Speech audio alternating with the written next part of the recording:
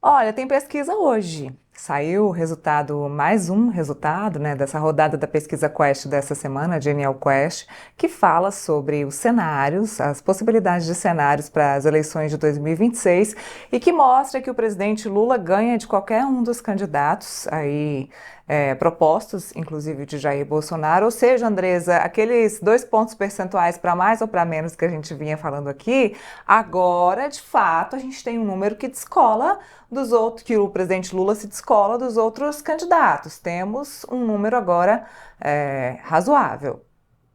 Pois é, 2026 chegou, né? A gente brinca aqui em Brasília que a gente não viveu 2025 e essa eleição foi muito encurtada, né? Principalmente com essas questões aí envolvendo o Donald Trump. Então, quanto mais isso se arrastar, melhor para o governo nesse sentido de capitalizar eleitoralmente essa questão.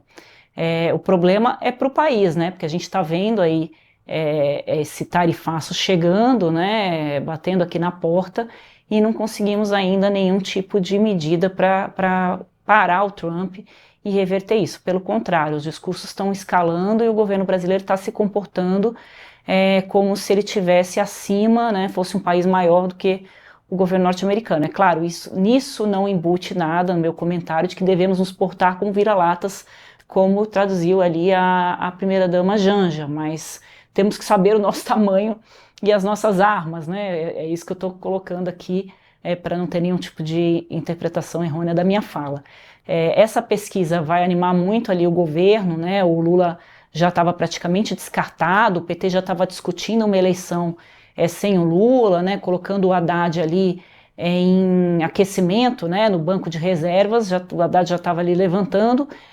Por isso a gente viu, inclusive, o Haddad ser bastante atacado, porque tem diversas forças, né, políticas ali de olho nessa vaga, né, o Camilo Santana, o ministro da Educação, que estava se colocando, né, como um grande nome de novidade do PT, e outros nomes ali que também, né, estavam tentando se posicionar, o próprio Rui Costa, ministro da Casa Civil, e o Haddad se coloca muito, que é óbvio, o Haddad já foi candidato à presidência da República, foi prefeito de São Paulo, ele é um player aí do PT sempre colocado para eventuais necessidades de tirar alguém da manga, já que o presidente Lula também não deixa, né, que a esquerda crie uma nova liderança para poder né, assumir esse espólio. Né? A gente vê que o Lula sempre dificulta esse caminho. Então a pesquisa coloca o Lula de novo, né, como, claro, o Lula nunca saiu, assim, de novo está até errado da minha parte, assim, coloca o Lula numa boa posição, com fôlego ali, né? Deixa o Lula respirar de novo.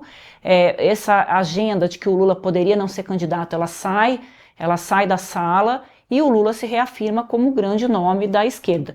Vamos lembrar que da redemocratização para cá, desde que a reeleição foi aprovada ali no governo do Fernando Henrique, o único presidente que não conseguiu se reeleger foi o Bolsonaro. E o Bolsonaro fez muito esforço para não conseguir não se reeleger, né? Todo mundo sabe o que ocorreu e mesmo assim ele ficou muito próximo de uma eleição, né? O Lula não ganhou a eleição, foi o Bolsonaro que perdeu. Então agora em 2026, sim, vai ser a eleição que a gente vai ver se o Lula vai ganhar ou não vai ganhar.